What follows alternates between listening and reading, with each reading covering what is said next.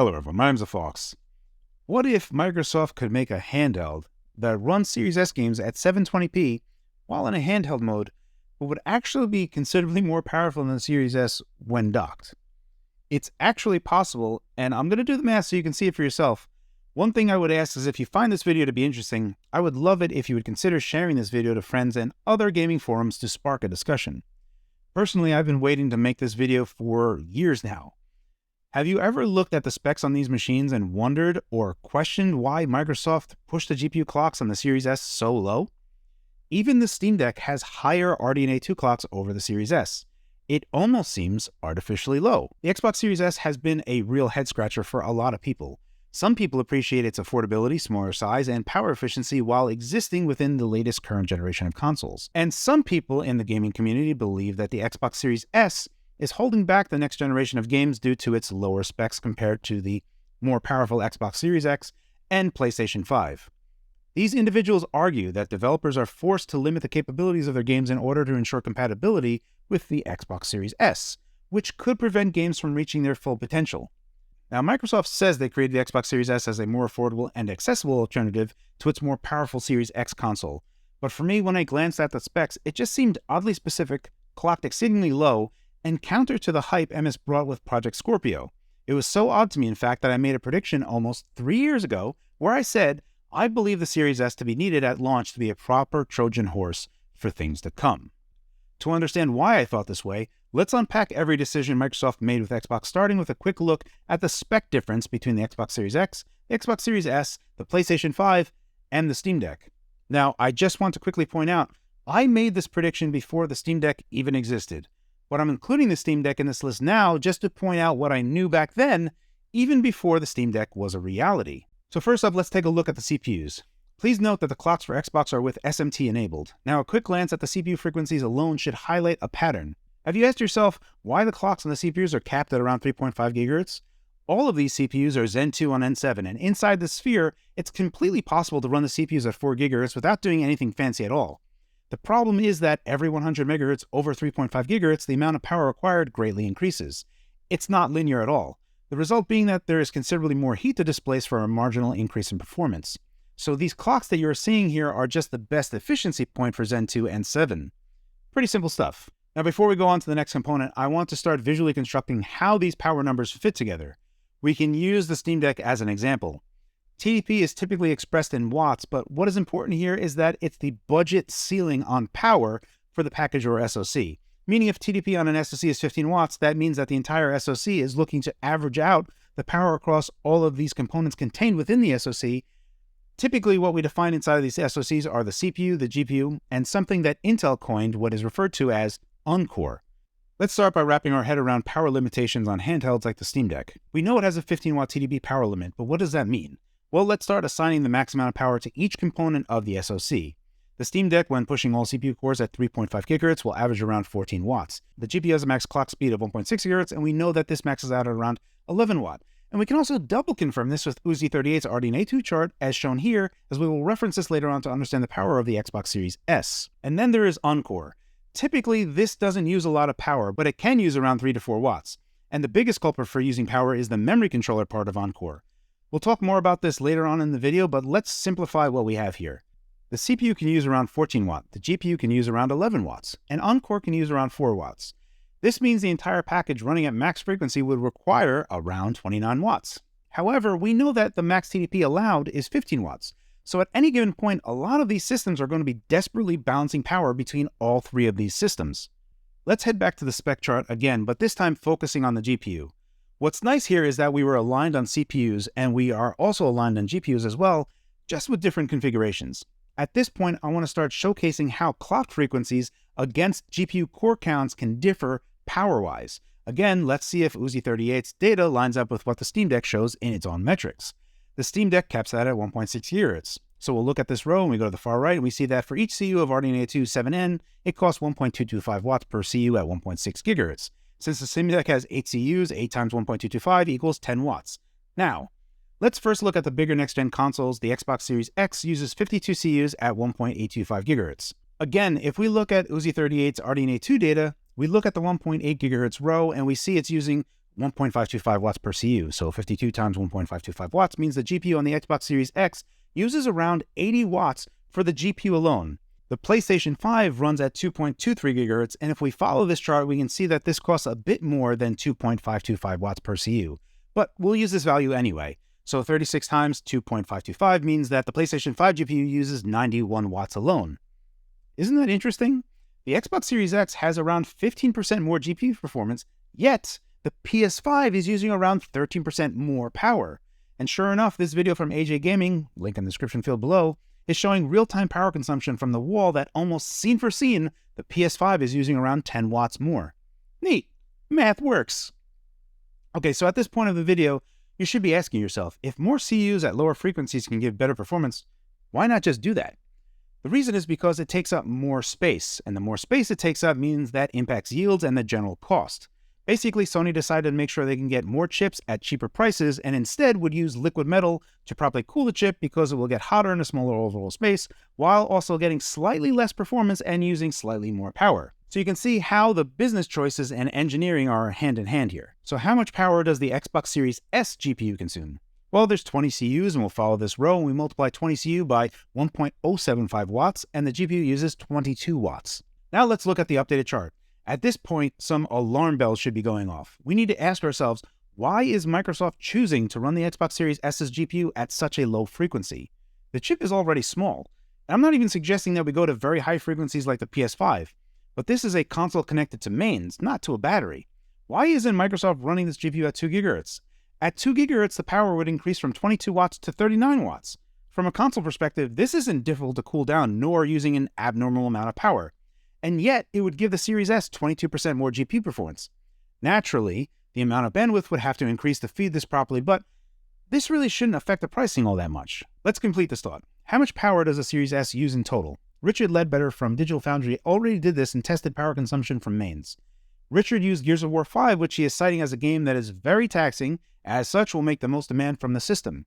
Richard labels this data as peak power, and we see the Series S is consuming 82.5 watts. If we look back at the video from AJ Gaming for power consumption, when we saw the PS5 using 10 watts more than the Xbox Series X, we can see that the Series S peak power consumption does approach 80 watts. So Richard's peak power finding and AJ Gaming are in alignment. Two different sources are aligning with a similar finding. Great. However, what we need to note here is that this is power consumption from the wall. So this is included power loss from the AC-DC conversion from the 165 watt power supply on the Xbox Series S. Based on all this data, it looks like Microsoft spec'd the power supply to be double of what the Series S needs. Typically, at 50% power load on a power supply, the power factor should be 0.9. So we take 82.5 watts and multiply that by the power factor of 0.9, and that's 74.5 watts. So the Series S, with all of its components, can make up to a 75 watt demand from the internal power supply. That's the Series S chip, the GDDR6 memory, the NVMe, the Wi-Fi, the fan, the inefficiencies of the VRMs themselves. The entire package, soup to nuts, at 75 watts. All right, so we have the 75 watt TBP number, TBP meaning total board power, or what I often refer to as total system power. Let's start dicing up the package. The GPU takes 22 watts, the CPU with 8 Zen 2 and 7 cores at 3.4 GHz takes 30 watts. And then Uncore is most likely sharing a clock domain with GDDR6 memory, and this is consuming around 4 to 5 watts as well. So the entire Series S chip is 57 watts, which means the Wi-Fi, the NVMe, the GDDR6 memory, the fan, and everything else outside of the chip is consuming around 18 watts. Everything up to this point of the video has been reality. So now witness as I gracefully pivot into showing other devices and using math to make the case that the Series S was actually created as a Trojan horse so that Microsoft could make a handheld. Let me take you back. It's October 20th, 2016. Nintendo just revealed to the world their new console and handheld, the Nintendo Switch. Everyone liked that. Microsoft sees Nintendo release a new device that is both a console and a handheld. The Xbox team wants to make a handheld, but they have a problem. They're currently in the middle of designing their next generation console, and there is zero way for them to make a handheld that can run games in any way that matches the current machine they are making. What if? What if they could make two consoles? And what if they could devise a plan that you could buy any Xbox Series game and it will dynamically adapt to that platform? Well, one of these consoles would be the main target, but the other console being a performance target for a future handheld. Enter the Series S. Now let's take a look at the math and see if this is possible. Remember, we need to break down the package, which has 3 parts: CPU, GPU, and Uncore. Let's start with the CPUs because honestly, this is the harder part.